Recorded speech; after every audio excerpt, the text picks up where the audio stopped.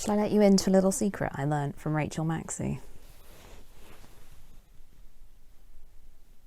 I think it's safe to say that this hasn't been a brilliant year for most of us, and that's okay. I'm really not a big believer in sort of toxic positivity or false positivity. It's been a really tough year for a lot of reasons for all of us. So I don't want this to come across as flippant or trite or insensitive. But there is also a place in this year for escapism, for gratitude and positivity to some extent, and finding joy where we can. And one of the things that has brought me joy this year absolutely is sewing and also knitting, but that's going to be another video.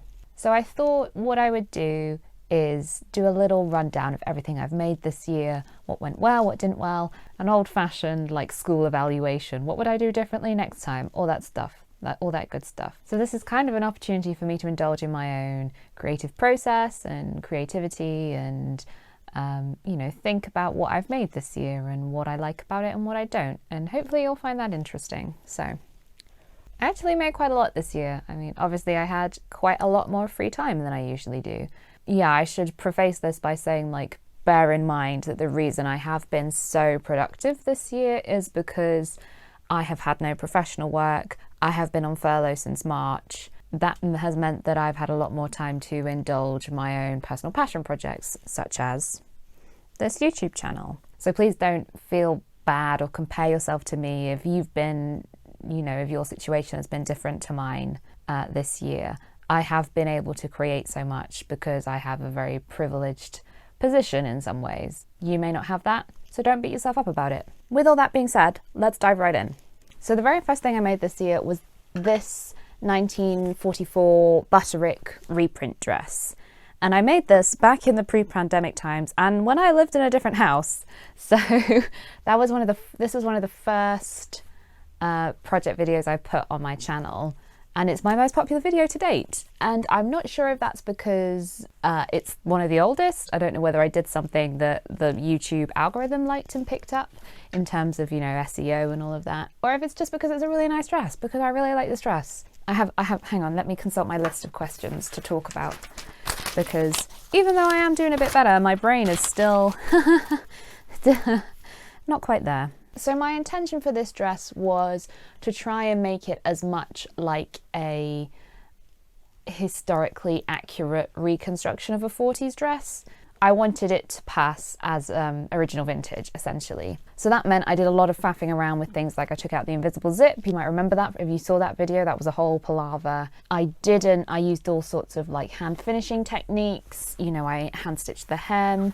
I didn't use any overlocking or French seams or anything like that. I just pinked the seams. Yeah, I tried my hardest to make it look authentically from the 40s as possible. This was dead stock vintage fabric, probably not original 40s. It's definitely higher polyester content than they would have had in the 40s or nylon.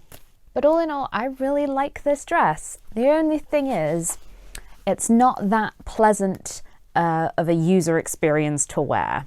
And that is because this fabric is very synthetic. It's very sweaty. It's also, I used foam shoulder pads because those were what I had.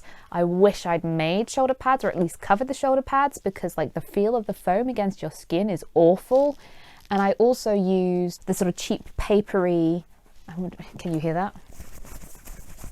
Iron-on interfacing for the neck. So that feels really sort of uncomfortable and stiff when worn, and I'm not absolutely thrilled with that. The other thing I'm not happy about is, in my attempt to be historically accurate, or whatever I was trying to do with this, I just pinked the seams, and as you can see, that was not sufficient for this fabric. They are frayed nonetheless, they are absolutely unraveling, and that means I don't really know what to do with this now. I probably will have to go in and overlock or zigzag over all the seam allowances before I can even put this in the wash, even with a delicate hand wash, because it's unraveling so bad. And so that's really disappointing. But these things happen. You live and learn. So if I were to make this dress again, I would absolutely choose a different seam finish because it's not worth it. I also, to be honest, would just sod the historic accuracy and put an invisible zip in the back. Can't believe I'm saying that, but having to faff around with the neckline like that wasn't great. Interestingly, let me find it. Hold on a sec. Is that it? Oh God. While I was halfway through making this pattern, I actually saw for sale online a very similar original 40s butterick pattern. It's not quite the same because it doesn't have these yoke pieces here, but it's so strikingly similar, and I've actually got loads of this fabric left, so I'm thinking what I might actually do is sort of park this one as a wearable toile and make up another version at some point using this actual original pattern. But basically I thought that would be a really interesting experiment, having used the reprint pattern to then go back to an original pattern that's really similar, or that it was based off, kind of, I think, and see the differences. I forgot to say, I'm kind of doing this in chronological order through the year just because that's how my brain works and that's how my notes have worked. So the next thing I actually made in 2020 was a contemporary piece. This is very creased because it's linen, but this is a Helen's Closet Poner jacket. So if you listen to the Love to Sew podcast, which is one of my favourite sewing podcasts to listen to, it's for mostly contemporary garment sewists, but I really like the hosts. It's a really nice sort of vibe, really kind of uplifting and positive. And one of the presenters, Helen, runs her own pattern company, Helen's Closet, and this was one of their releases, I think late last year or early this year, I can't remember. And back in pre-plague times, when I thought I was going to be doing a lot more teaching work this year, I had a jacket making for beginners course organised using this pattern. So I made this one as a sample. It's a really brilliant little pattern actually. I highly recommend it if you're sort of like new-ish to sewing, want to start advancing onto slightly more difficult projects, or expanding the type of garments you make and you find jackets intimidating, which a lot of people do. This one is actually a really great place to start because it's got a grown-on sort of, well, it's not grown-on, but it's got a dropped sleeve. So the setting in of the sleeve isn't particularly difficult. It's got these large facings, it's unlined, patch pockets. The collar's pretty straightforward. Yeah, it's a really great straightforward make, and I was really looking forward to teaching this course. But then, it was scheduled for March, so we all know how that went. I'm really sad that I didn't get to teach that course, actually. That would have been really fun, and I really miss teaching. But anyway, moving on. What came after the Poner jacket? Where have I bloody well put my notes? Am I sat on them? I'm sat on them. Oh, Jesus Christ. Oh yeah, so after this, we're up to about March now in the year. After I made this, I parked all personal projects and started on the charitable sewing, the mask making. I made a lot of scrubs. I made about 15 pairs of scrubs, I think, 14 pairs of scrubs. I don't really have any photos of that. I might put some here. Yeah, I bought 40 meters of polycotton, made up a whole batch of scrubs, and there are all these sort of official routes you could do, but I literally just ended up giving them to a lady locally who I think she was from a care home. And then subsequently I had lots of family friends and things, somebody whose niece was a physiotherapist and all that sort of thing, get in touch with me and ask for some. So, I gladly did that. All right, I'm back. I had to go and make another cup of tea. Stupid bloody chair. So after I made all those scrubs, I moved on to one of my favourite projects of the year, and definitely my most worn make, and that's my 1950s slip. Yeah, I really enjoyed working on this project. It was so different to anything I'd done before, actually. Made historical petticoats and chemises and things like that before, but never a vintage slip. And the pattern I used was really great. I was really enjoyed taking the time to do the lace insertion properly. Working on the bias was really interesting and something I haven't done a whole load of. Yeah, so it was just one of those projects where I learnt a lot, and it was a real practice of new skills. And that was one of the reasons why I committed to make videos this year and to try lots of different things, is because I want to keep learning. I want to keep practicing new skills. I want to improve in areas. And so this project I felt was a really great, quite straightforward, but new thing for me to do. The one thing I will say is the first time I washed it, I spent absolutely ages putting this lace insertion in, you know, meticulously top stitching it so it was perfect. I followed the instructions exactly as they were in the pattern for how to do lace insertion. I was really pleased with it. It looked beautiful.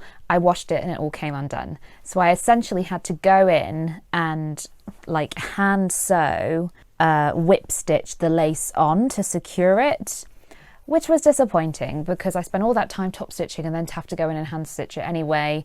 So I don't know when I do lace insertion again if I'll do something slightly different. Perhaps I'll zigzag it on instead of just do a straight stitch so that it's less likely to pull out and fray. I don't know. I'll have to look into that. But you know, it's kind of fine having mended it the way I have. It's not as neat looking, particularly at the back, which I'm not showing you. But yeah, it's fine. It's fair enough. It works. But apart from that, who would have thought that something so basic as a white cotton slip was what I needed in my wardrobe? It's really changed my life having one of these. I've worn it under so many things. It's come in so handy. I have a lot of like light coloured things that, you know, you can see underwear through and things like that, and having a slip really changed that. It also kept me so cool, which I wasn't expecting. In the summer I thought I'd be really hot with an extra layer, but I wasn't. And I also, when it was really hot, well, as hot as it gets in the south of England, I would often just lounge around the house just wearing this, you know, and it was cool and breezy and really comfortable. And yeah, so 10 out of 10 recommend. You need a slip in your life. And I'm actually halfway through making another version in viscose. Not viscose, viscose. I always get that wrong. So I'm making another version in viscose, but that's more 1930s style, and that was part of my 1930s project that I had to abandon in November when I had my flare up. But I'm hoping to get back to that in the new year. Because yeah, I want one in every colour and every fabric. I want a silk one, I want a linen one, I want a black one, I want a pink one. You get the gist. Moving on. What's next? What came next on the list? Oh yeah, the 1950s dress. So this one was what I went on to next, and I actually made 3 videos about this. I made the sleeve tutorial, I made part 1, which I think was the bodice, and part 2 the skirt. I can't remember. I made it in a different order to the way I published the videos, so it's all a bit confused in my mind. But I am really pleased with the finish on this dress. This is a beautifully made dress, even if I say so myself. I'm really pleased.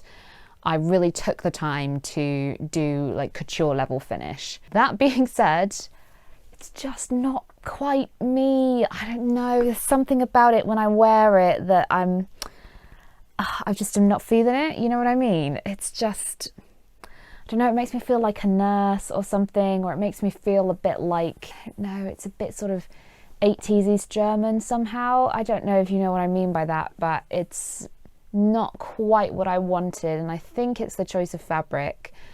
I don't really know what it is, but it's not my favourite dress to wear, but it's definitely, the construction is mwah on this. I'm really proud of myself. I mean, all the overcast edges, I wish I'd just overlocked them. Like, in my opinion, there is no benefit to hand overcasting your raw edges in compared to sewing them over with a machine, zigzagging or overlocking or whatever. It's the same principle. It just takes for freaking ever. And, you know, life is short. So that, I think, is something I'll take forward with me in the future, just because it's more historically accurate, or just because it's the more couture way to do something, doesn't necessarily mean it's the best way. I haven't washed this dress yet because I don't wear it that often. So we'll see how it holds up. If I decide to put it in a washing machine, I might not risk it. But yeah, it's such a shame. I wish I loved it more because it's so well made. I just don't, it just doesn't do it for me. Maybe I'll sell it. I don't know, it just makes me feel like a nurse or something. I don't know, it's somehow utilitarian and doesn't make me feel glamorous, unlike the other dresses that I made this year, particularly the 40s ones. But I did get 3 videos out of it. The finish is really great. I practiced a lot of skills. You know, it wasn't a total waste of time. Moving on, what's next on the list? Oh, the Lima dress. So this is actually in my UFO pile because I didn't actually finish it in time. So it just so happened that I saw a call for pattern testers from a new pattern company called Costube Patterns, and it was at that moment in the year when there was a big surge in activism around Black Lives Matter and things like that, and this happened to be on a post about helping sewists of colour, you know, costumers of colour, all that sort of thing. And this wonderful lady Vanessa was talking about, I've just started my pattern company and I'm looking for pattern testers. This is my newest pattern, and it was this, the Lima dress. And I was lucky enough to be a pattern tester, and I love this pattern, and I really enjoyed making this dress. It was really a wonderful make to put together. The silhouette is fantastic. I made it. Somebody once gave me this enormous bolt of old upholstery fabric because they knew, and because it's quite Rococo, and they knew I liked historical dress and things like that, and I haven't known what to do with it because it's a bit fancy, a bit 18th century, and I don't like 18th century, and I didn't quite have enough for like a robe à l'anglaise, and I had no interest in making one. But I thought with this sort of silhouette, it was perfect for a sort of history-bounding dress. And I made it to the pattern as it came, because I was a pattern tester. I didn't want to do too many alterations. So I made it to the pattern as it came, and it just turned out to be too big on my body type. My bust to waist ratios and hip ratios are, you know, unusual because of my scoliosis and various other things. So it didn't end up fitting great, so I never finished it. I just sort of rigged it for the photos, and I keep meaning to come back to it to finish it because it's so beautiful. And oh my goodness. Oh, I tell you who else, Marty from Scraps and Sequins was also a pattern tester, and she's made so many beautiful versions of this dress, and every time I see hers I'm like, I must finish my Lima dress because they're so gorgeous. But I haven't got around to it. It's in my UFO basket. I'm hoping to do, once I finish my big Relaxed Regency project, I'm hoping to come back to some UFOs I have from this year. So hopefully I will be able to finish this in time for sort of spring next year, because it'd be absolutely perfect to frolic about and pretend I'm an 18th century milkmaid. And that's the kind of life I want to lead. Yeah, oh, by the way, I'm going to put links to everything I talk about. If I mention a pattern company or anything that you can buy it somewhere, if you can still buy it somewhere, I'll put a link. So the same with the Poner jacket and, you know, this and things. There might be affiliate links, just so you know. I get a very small commission if I refer you, and it doesn't cost you anything extra. Thank you for supporting my channel. You help me buy more fabric. So the next thing I made was my Mrs. Maisel swimsuit project. This was great fun to make. It was another one of these projects, like the slip, where I deliberately picked something to work on which I'd never done before, or that I wasn't particularly experienced with, and because I wanted to practice. And it's one of those things that I always find things can be really intimidating if I haven't done them in a while, so I like to keep taking things over. One of those skills in particular is working with stretch, because I've made a couple of leotards, I've made a couple of jersey knit tops, things like that, but working with stretch is way out of my comfort zone usually. So it's good to keep doing it so that it doesn't become this thing like, oh, working with stretch, I'm so scared. And this project was great for that. And this is another, like the slip, I wore this so much this summer. I do a lot of sunbathing in the summer because of vitamin D deficiency, and I live in Britain and it's cloudy, it rains a lot. So any sun I get, I'm out there sunbathing. I wanted a dress like this because I live in a terrace, my garden is very overlooked, and yeah, people can see me sunbathing, so I wanted something presentable to be able to sunbathe in instead of like a modern bikini or whatever. So I've worn this a lot, and it's really comfy.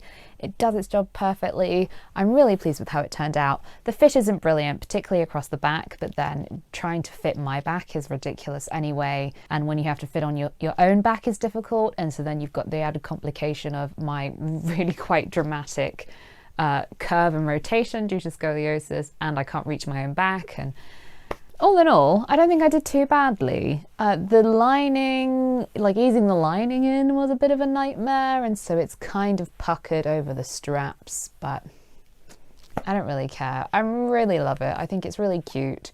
Makes me feel really cute. The beach coat, again, to have this and be able to throw it on, it's because it's white, it just stays really cool.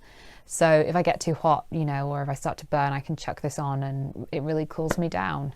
Yeah, I'm sure I'll get a lot more wear out of this next summer as well. And maybe one day I'll actually be able to wear it to an actual beach and take some nice beachy photos of it. So next came this beauty. I'd had this fabric and this pattern, this McCall, I think it's 74-75, if not 75-74. I'd wanted to make it for ages. It was perfectly my sort of 40s, what I love about the 40s. And I had this fabric and I thought, oh, it's going to work so great in this fabric. But I only had a very limited quantity of this fabric. So it was 90 centimeters wide, or like a yard. And then I had 3 yards, 260 centimeters, 270 centimeters, 270 centimeters of it. And it was from the 70s, but anyway, I knew that this was going to be a brilliant combination that I was really going to love, these two together. And as I was sewing it, I had the biggest doubts. I was like, oh my God, this is so garish, this fabric. It's so, you know, so bold and 70s, and it's not at all what I thought. And then I put it on to do the photo shoot at the end, and I was like, oh God, thank God for that. It looks great. I'm so pleased with it. So trust your instincts, I guess. This was another one where I tried really hard to level up the finish. So you can probably just about see the catch stitching here, or the herringboning as it's called in the UK. Yeah, I really love this dress. I think this might be my favorite I've made all year. The only thing that's a little disappointing is the fit is not brilliant on me. And this again is partly to do with scoliosis, I think. It's partly to do with the fact that I liked to wear my clothes with a lot of ease, and this doesn't really work, this style doesn't necessarily work like that. So I planned to make it with lots of ease in, and then I wish I'd fitted it to be tighter, but then if it was tighter, would I actually wear it? And I wanted it to be both a sundress and a pinafore, so if I want to wear a jumper under it or something, you know. Yeah, I'm not thrilled with the fit. You might, if you saw my COVID video about sewing with a disability, talk about the good, better and best. This is better. The best would be to go back in and improve the fit. I'm happy with it as it is. I wear it as it is and I'm fine with it. But yeah, the fit does annoy me just a little bit. But then I did all the good stuff that I wanted. The good option for this project was just to make it out of the limited fabric I had. I had to really sort of fudge the pattern to work, had to piece the facings, had to cut a lot of volume out of the skirt and quite a lot of length, but then again I'm short. Yeah, so just being able to make it at all was the good version. The better version was to do all the beautiful finishing, which I did, so I'm pleased with that.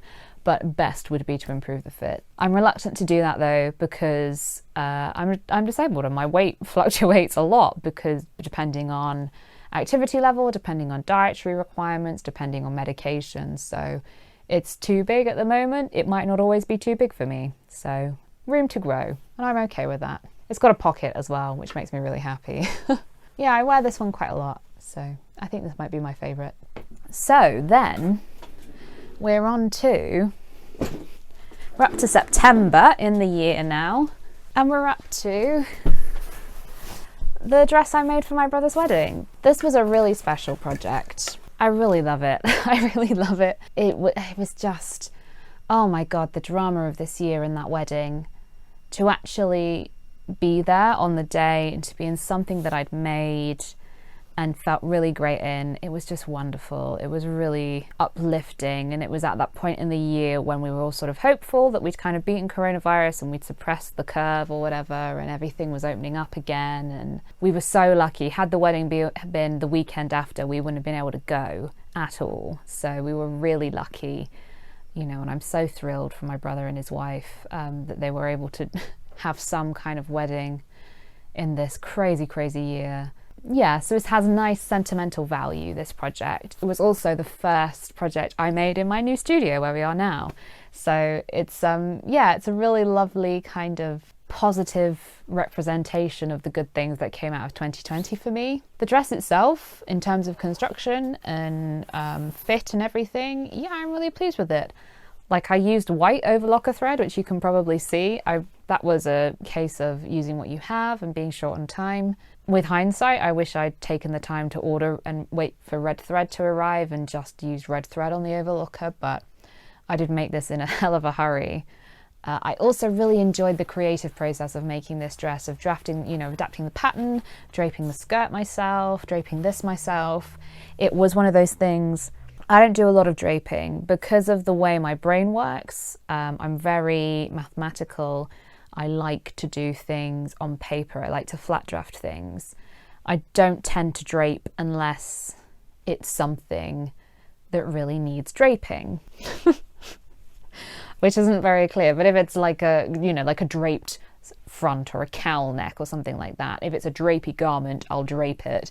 If it's a structured garment, I'm going to flat draft it. And it's nice to be able to do both, but I do tend to avoid making drapey garments because I don't enjoy draping so much. So it was good practice to put this on the stand and, you know, use bits of calico and play with it and pin it in place and that sort of thing. That was I'm glad I was able to practice that this year as well. I'm doing a bit more of that as well on my Relaxed Regency project, so that's good. The dreaded invisible zip looks all right, actually.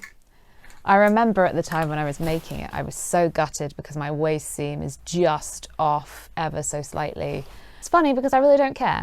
Looking back, I really don't care. But yeah, this is, I probably will keep this dress for a long time for sentimental value. So where did I get to?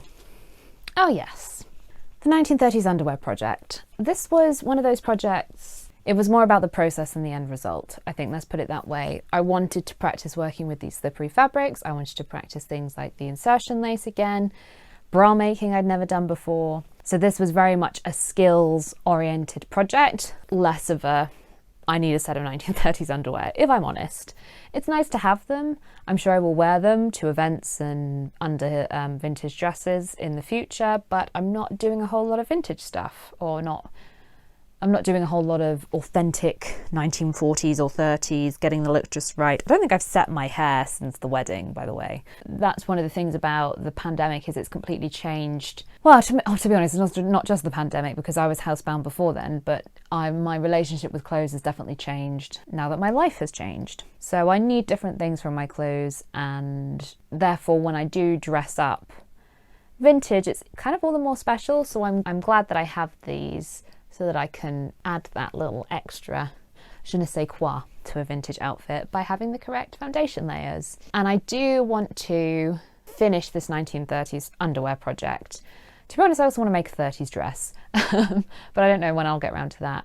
So I've got the slip, I'm halfway through a slip. I've got all the materials and notions and things up here to make a girdle, which I want to try and make. So I will definitely be returning to this 30s project. I was really pleased with how this turned out. Making this bra was a bit of a mindfuck though, to be honest. With the left and the right, like, man, sometimes I forget I'm dyslexic and then I get really demoralized, like, why doesn't this make any sense? I'll be coming back to the 30s, so I'm glad I have these.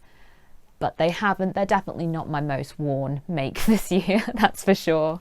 So from the 30s, I took a bit of a break after making these to make my historical Halloween project, which is in a box down here. I'm not gonna get all of it out because it's heavy, but I will get my owl hat because this just makes me happy. Hang on, I have to move the clip down in my hair.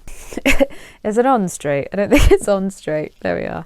I can see this. I can see the beaks in the right place now. This is probably the project which I thought would be the easiest and turned out to be the most difficult. It was kind of a case of less haste, more speed. You know, I was trying to do it quickly and so everything was going against me. I really felt kind of a bit cursed. Yeah, but it was fun and it was so different. And again, working with stretch, practicing skills. The fabric painting is something I haven't done since I left uni. I haven't done a lot of like novelty costumes. You know, I tend to do, because I do a lot of musicals and things like that, I tend to do more straight laced. I mean, bloody hell, since I started work in 2014, I think I did like 6 World War I shows. It was a ridiculous, like more than one a year for the centenary of the First World War. I did at least one a year. And so it was just fun to do something silly. And that's one of the joys about doing this YouTube project has been I get to make what I want to make, which has never been the case in my career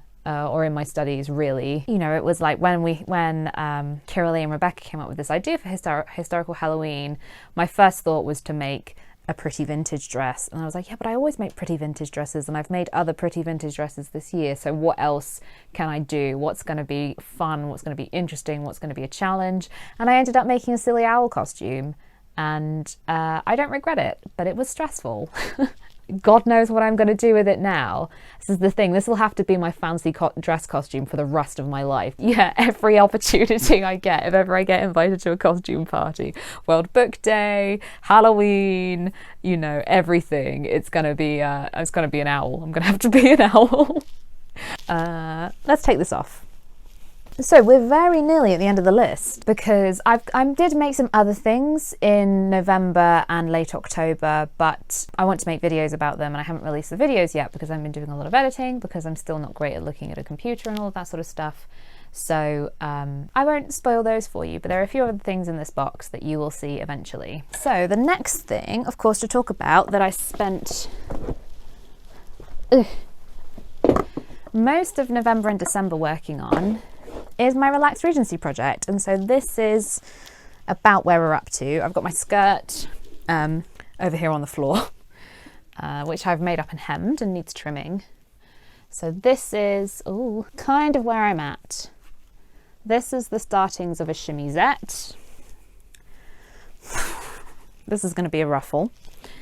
I'm currently embroidering the collar of my chemisette, which I don't know if you can see. I've friction penned on the thing and I've started with my chain stitching. This is a bodice and collar mock-up. This is going to be like a pelerine collar. And then underneath here, this is the bodice petticoat I made. You can see it's got a corded hem and tucks in the bottom. I've got a shift under here and my Regency stays. I'm not going to show you those because I'm probably going to make a video about my Relaxed Regency project so far at some point. So just know that this is what I've been working on. I've made quite good progress. The chemise I actually started back in March. Like back in March when the pandemic became a thing, I was like, I'm going to need a project. And so I intended to do an 18th century project before I realized that I don't really like the 18th century and like, why would I do that to myself? I kind of parked the chemise and moved on to, you know, making the 1950s slip and doing 50s and 40s things because that's so much more my jam. So when I came to do the Regency project, I was like, hey, I've got a half-made chemise. So I just shortened the sleeves, you know, cutting the neckline the way I wanted it, and yeah, kind of went with that. So that was nice. Kind of gave myself a head start there. This has been my first like historical project. I'm calling historical anything pre-World War I, by the way, in my mind. Anything, yeah. I suppose pre-1918 is historical. So this has been fun. It's been a really long time since I've done anything pre-20th century and I've been really enjoying it. I don't really know what else to say because I don't really want to spoil it. So this is what I'm going to be working on for the foreseeable future. My goal is to submit this as the part of the Foundations Revealed competition, which the deadline for is February the 3rd. If you don't know about the Foundations Revealed competition, they have a costume competition every year, and costume and corsetry, and it always has a theme, and this year's theme is Once Upon a Time, so it's about book characters. So I'm hoping to have this finished in time to submit it as part of the competition. If I don't make the deadline, no stress. Like, I'll have a nice costume that I can probably eventually wear to some Jane Austen event that will inevitably happen at some point in the future in Britain. If I do make the deadline, great. It's less about, I'm not entering the competition for credence is the word that's coming to mind, but you know, I'm not doing it because I'm desperate to win. I'm doing it because it's nice to be involved in this community. This community has been a real, the online historical sewing and costuming community has been a real godsend for me this year. You know, I'm a disabled person who lives in the middle of nowhere in the countryside, miles away from all my friends, and so being able to connect online with people who enjoy the similar things to me, and you know, I can talk to about chemisette ruffles or whatever at 2 a.m. when I can't sleep because they're in America and awake. You know, it's been lovely. It's been really nice. So that's one of the positive things that have come out of this year for me. And it's something I'm going to be taking forward really, you know, gladly and gratefully into 2021. Is that everything I wanted to talk about? This video is probably already really, really long.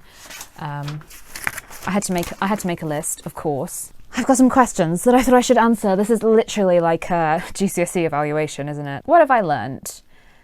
So have I learnt any brand new skills this year? I'm not sure I have. Oh, insertion lace. I'd never done that before.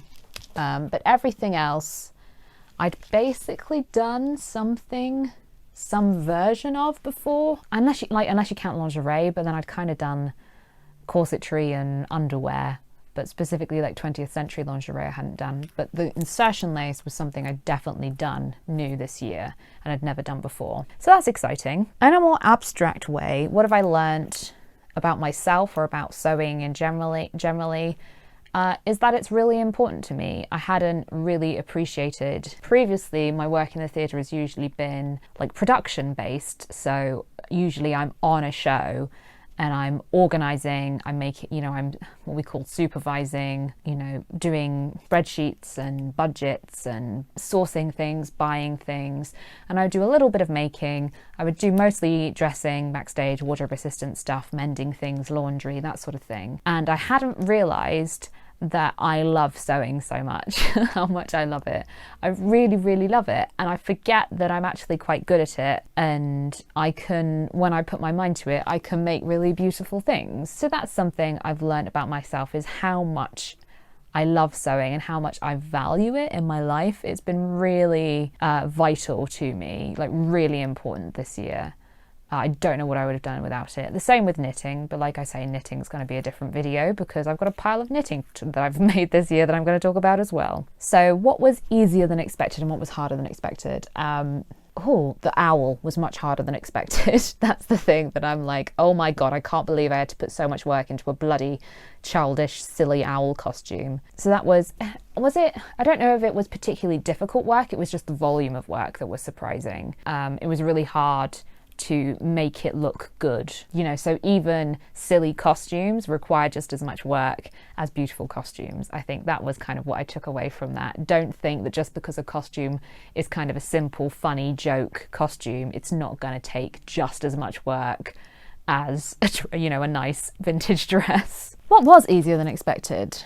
I think making the swimsuit was easier than expected. It was still quite a challenge, but I was expecting it to be, you know, near impossible, and it actually wasn't. The other thing that was easier than expected was the historical practice I've been doing on my relaxed Regency dress. I think I'd forgotten that I have done historical practice before, but albeit only in half scale. But, you know, all the same principles apply. It just takes twice as long, sometimes more than twice as long. So that was surprisingly easy. Making the Regency stays was surprisingly easy, but that was also because I was quite strategic with my pattern choice. Again, I'll talk more about that in the Relaxed Regency video that I will eventually make. But yeah, that was easier than expected. What would I do differently? Probably, I don't know, you know, because everything has value. I don't think I would do anything differently because I learned a lot. And there are things that I wish were different, like the fabric of the 1950s polka dot dress. It doesn't make me feel the way I wanted it to. And so I would like that to be different, but I don't know how to change that, or I don't know what I could have done with the fabric I had, with the pattern I had, everything, you know. I don't know how I could have changed that. I think what I would have done differently and what I'm taking with me into next year in my making is that to do more theatrical costume making techniques.